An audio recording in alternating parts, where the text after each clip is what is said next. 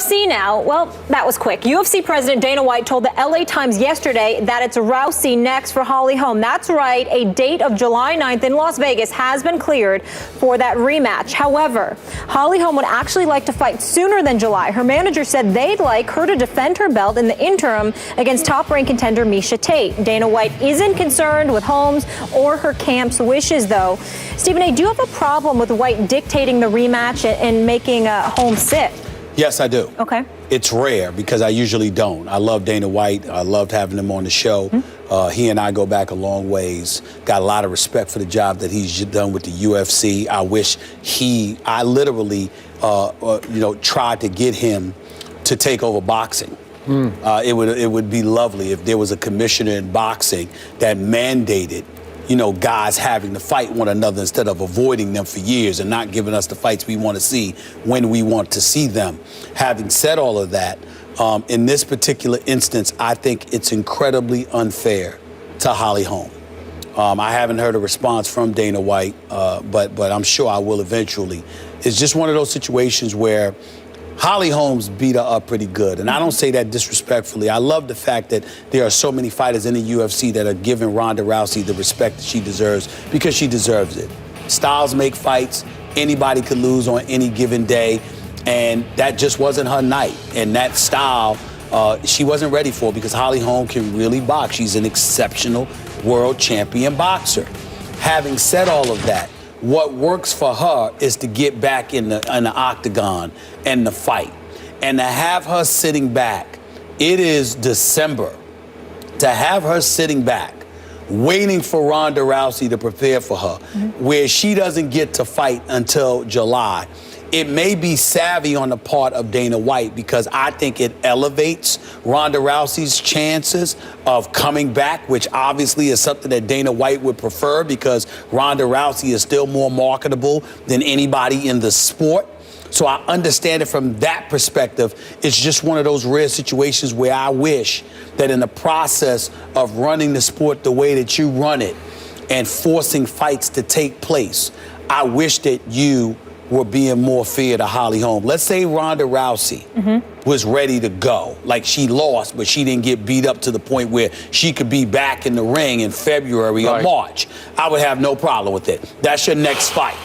But in this case, you're asking Holly Holm to literally stop, deny her from fighting one or two. You're denying her the right to compete in one or two extra fights.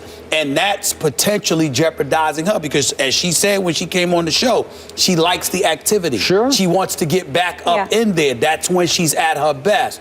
And to me, any commissioner of a sport should love a fighter like that wants to get into the ring as much as they possibly can and are not willing to run from anybody. But to have her waiting just because Ronda Rousey ain't ready to go, I think is unfair. Ronda Rousey acknowledged, to Ramona Shelburne for ESPN. She said, hey, she can't eat an apple for a few months. That was a fantastic piece, by the way, and the access that Ramona got did a tremendous job. Ramona, what a wonderful job, Ramona. Absolutely spectacular job. But the thing is that how you going to sit? I mean, you can't eat an apple for 6 months. You lost some teeth. Well, it's Holly Holm. It's Holly. Well, that's what she said. I'm saying it's Holly Holm's fault, but it ain't her problem. She should be allowed to get back in there and do, especially when what she wants to do is fight, and that's what she's paid to do. Okay. She's being prohibited from fighting. I don't like that. I don't either. But I find this terribly unfair to both fighters because this underlines the fact for me that the weight of this entire sport is on one woman's shoulder. And I'm not talking about the women's side, I'm talking about men's and women's. The weight of an entire sport is on the shoulders of one Ronda Rousey. And back to Ramona's sensational piece, I read it and was just stunned by it because it was the portrait of a shattered fighter, shattered mentally and physically by losing her first fight and having such a hard time coping with it to the point that it was such a sad piece. When I got to the end, I wondered if Ronda will ever fight again at all. That's how it came across to me, because she took such a beating and it was such a shock to her, and she felt such pressure to carry the whole sport, to do all the interviews, all the press, all the media building up to it, that she was a shell of herself, she felt like, when she got to the fight. Okay? So this is unfair, because now you're putting all the focus and all the pressure back on her to save the day of UFC in general, the whole sport, and wait until July to do it again. Right. Let's pause for a second. All right. So I'm going the route that it was unfair to Holly. I'm doing You're both. saying it's unfair to Ronda, both too. Yes, it's unfair to Ronda, because you're going to put so much. She talked and talked about the pressure she felt to live up to this thing that to be fair here, she helped create this mystique with all of her trash talk and all of her I am the greatest kind of Ali type talk. Right. I'm going to kick her tail, you know, that kind. And she got hers kicked. She got hurt in the fight, both physically and mentally. I'm not sure she'll ever I'm not sure she wants to do this again. Well, she's got other things she enjoys doing, although she said in the piece, she what said, else am I need going to come back. I have to do it. I got it. Well, she got hurt. She got beat up. I watched the fight again last night. She got hurt real bad. But I don't think this is unfair to her. And the reason why I don't think this is unfair to her, you were an undefeated champion. And you are bad, you know what, except for that night. And now I believe it would have been unfair to Ronda Rousey to say, when you come back, it must be against Holly Holmes 2 months from now. 3 months, oh, no, we don't want that. And obviously, a medical mandate, she got to take, as Dana White explained to us, she got to take 90 days. So we understand that. I guess what I'm saying to you is, I don't feel it's unfair to Ronda because you got the full 6 months to rehabilitate. Dana White just texted me. He says, quote, we wouldn't have another fight for Holly until June anyway.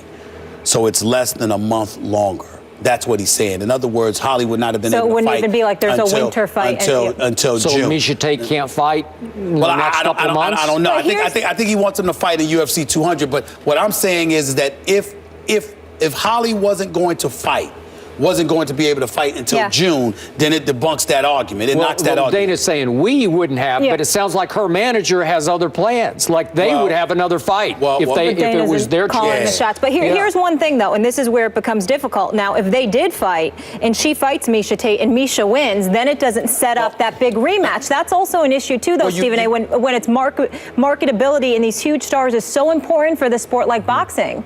Molly, Miesha versus... Yeah, I feel you, Molly, but here's my problem. Dana White knows that the kind of beat down that Holly Holm put on Ronda Rousey, it don't matter what Holly Holmes does to anybody else. Anybody's going to want to see that rematch. Because that's what happened, because it's about Rousey. You see what I'm saying? It's not two no-names and then it was an upset. Rousey is the most marketable figure, and if nothing else, you can market the fact that this person is the one that beat her up. Now, boxing's different.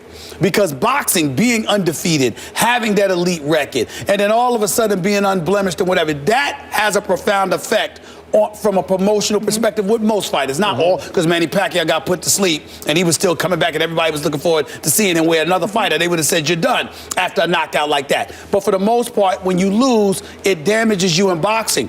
In the UFC, it's rare that anybody is undefeated. There are plenty of mega fights with guys that have losses on their record. So that would be about Holly Holm and Ronda Rousey getting a second crack at her. Okay, but remember, you're going to maximize Ronda's chances to win the rematch if you make Holly sit for 9 months without fighting, right? I agree with that. Okay. That's my position. But if he's saying that you weren't going to be able to fight until June anyway, then that's a problem. Says Dana. That's fair. That's fair. That's fair. I'm just telling you what he said. And to your point, and obviously we saw it's an article, it did appear she really had the weight of the world on her shoulders and that pressure because there aren't the male stars like the GSP and the John Jones, I know, coming back, and the Anderson Silva. So she really had the pressure. She was it. But you know what? You got to be like John Jones and others in this respect. John Jones had fights and whatever. He always came ready, and he didn't take on more than he could chew from media obligations, et cetera, et cetera. Well, she's going to learn from this. Let's not put it on the UFC. They didn't make Ronda do everything. She chose to do some of those things. Some of them. I'm just saying that she could have said no to some of them. Regardless, it can be a learning lesson for her, cutting off those distractions moving forward. And the true test of a champion, right? How they come back from resiliency, get knocked down. We'll see if she comes back and performs. I wish her luck. Meanwhile, coming up after the break, LaShawn McCoy goes off on Chip Kelly during comments with the media yesterday. One Bills great says, "Cool it, Shady."